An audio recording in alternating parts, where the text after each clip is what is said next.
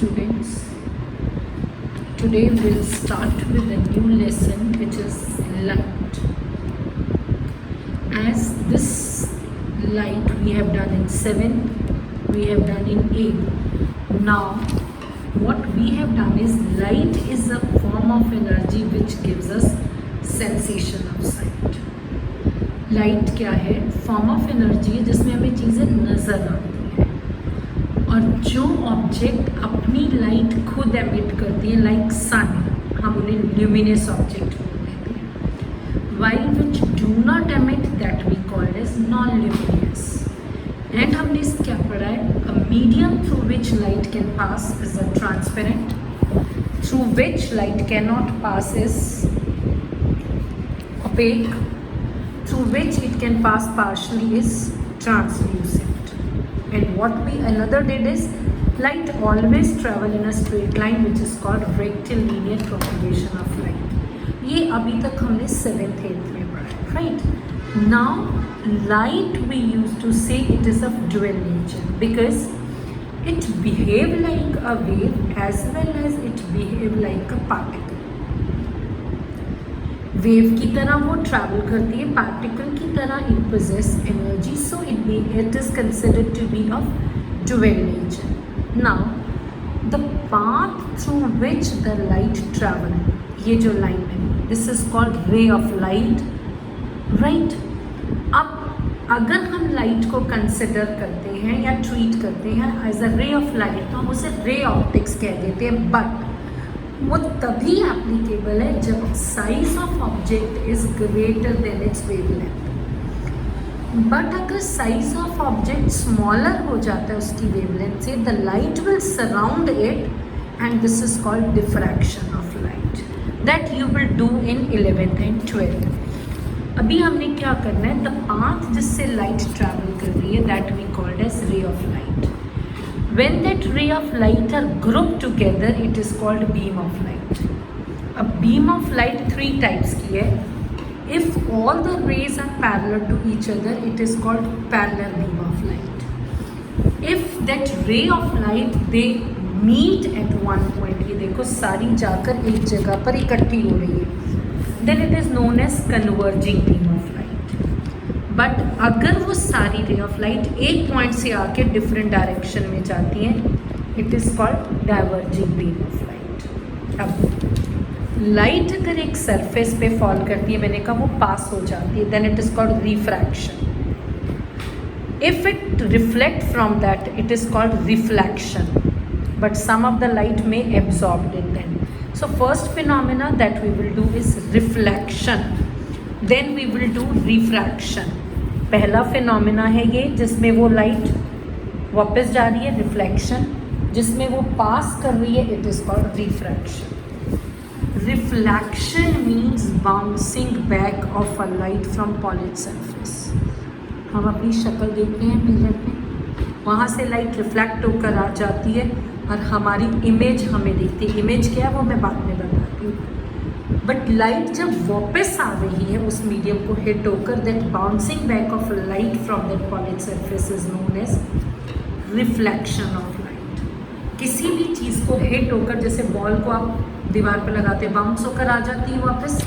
The same way when light falls on the wall और on the polish surface, if it bounce back then it is called reflection of light. अब ये एक polish surface हो गई.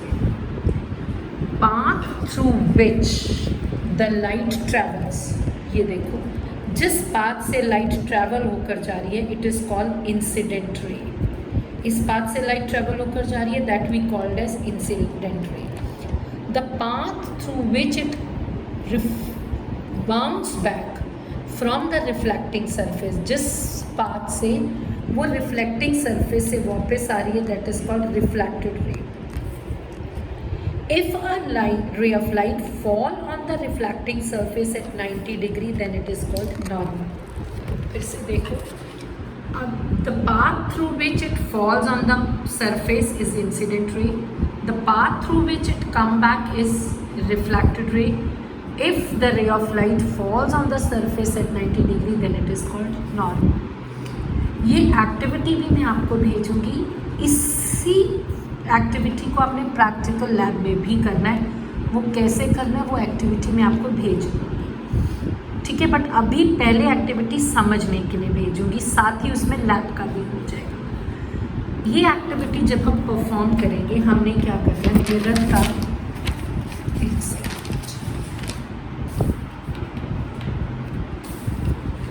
Mirror को ऐसे draw करना है शीट के ऊपर। एक लाइन बन गई, फिर एक लाइन हम ऐसे ड्रॉ करेंगे, इसके ऊपर 2 पिन्स लगा देंगे। इन्हीं 2 पिन, ये मिरर यहाँ रख के इन्हीं 2 पिन की स्ट्रेट लाइन में पहले हम पिन लगाएंगे, उतार कर सर्कल लगाएंगे, फिर ये ऐसे लाइन ड्रॉ कर देंगे। ये हो गई इंसिडेंट रे, ये हो गई एमर्जेंट रे। यहाँ पर हम प्रोटेक्टर रख के नॉर्मल ड्रॉ करेंगे, right. Angle between incident ray and normal, angle जो इंसिडेंट रे, एक second,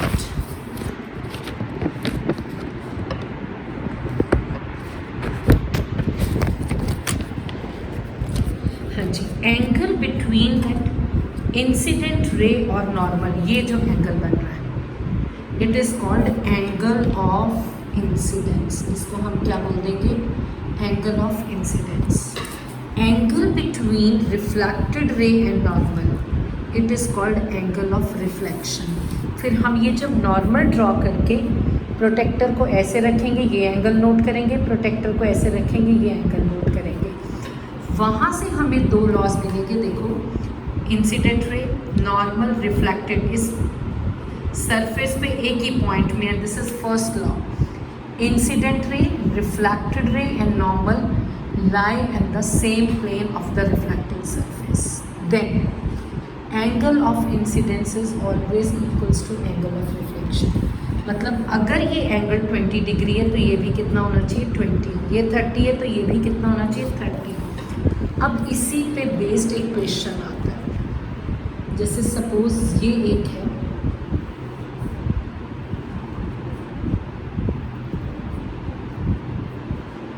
incident ray, reflected ray, normal.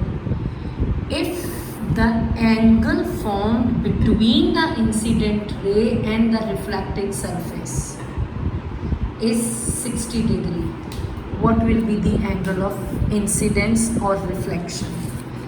Incident ray और रिफ्लेक्टिंग सरफेस में 60 का एंगल है, तो ये तो नॉर्मल 90 डिग्री का एंगल बन गया।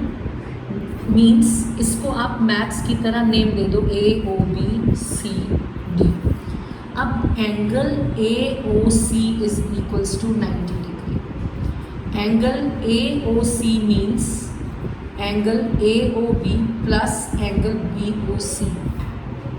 तो एंगल AOC में एंगल AOB 60, तो BOC को हम x दे देंगे, वो कितना आ गया, 30 आ जाएगा।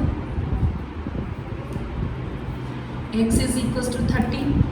अगर एंगल ऑफ इंसिडेंस 30 है तो एंगल ऑफ रिफ्लेक्शन भी कितना होना चाहिए, 30, because it is according to laws of reflection, तो वो भी कितना आएगा, 30। अब इसका सबसे मेन इम्पॉर्टेंट क्वेश्चन, अगर एक रे ऑफ लाइट मैंने ये रे ऑफ लाइट इस पर 90 पे फॉल कर रही है, what is the angle of incidence. अब देखो, angle a ray of light fall on the surface is incident ray. If it falls at 90 degree normal, तो नॉर्मल भी यही है, इंसिडेंट रे भी यही है। So what is the angle of incidence here, 0, क्योंकि इंसिडेंट रे और normal एक ही लाइन है और दोनों के बीच का एंगल क्या हो गया, 0। So what will be the angle of reflection, वो भी क्या होना चाहिए, 0। सो द रे of light will retraces its path.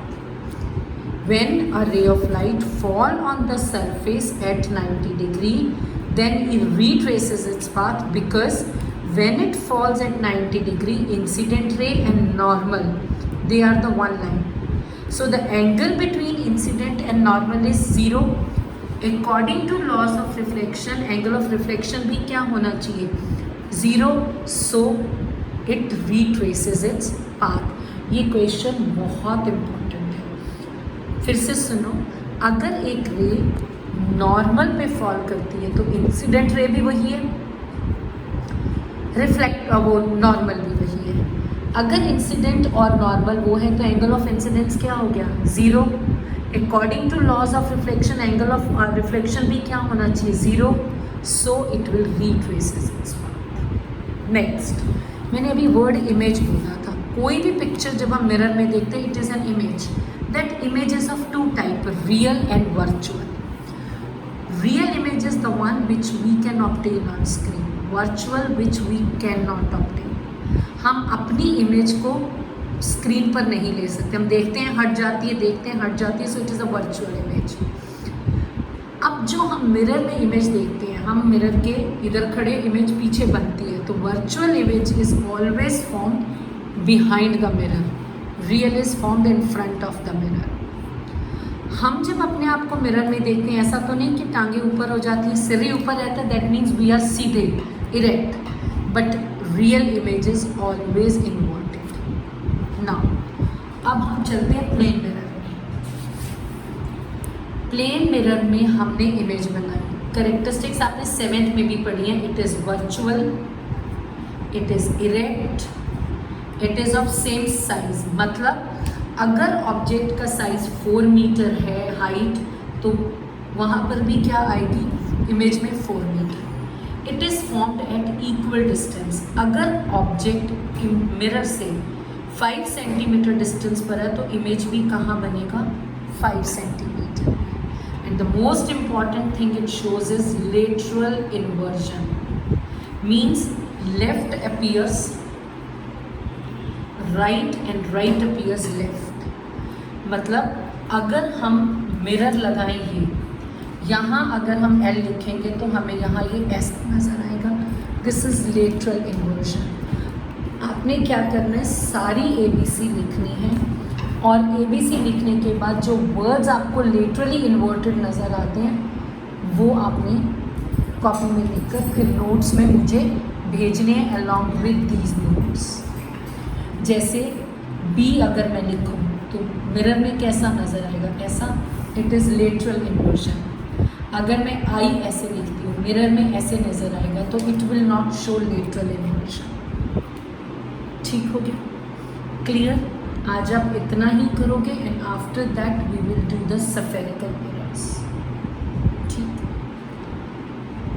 Please just go through it. मैंने इसीलिए थोड़ा सा करवाया है, और साथ साथ आप रिविजन भी करो जो आपके टेस्ट में आनी है।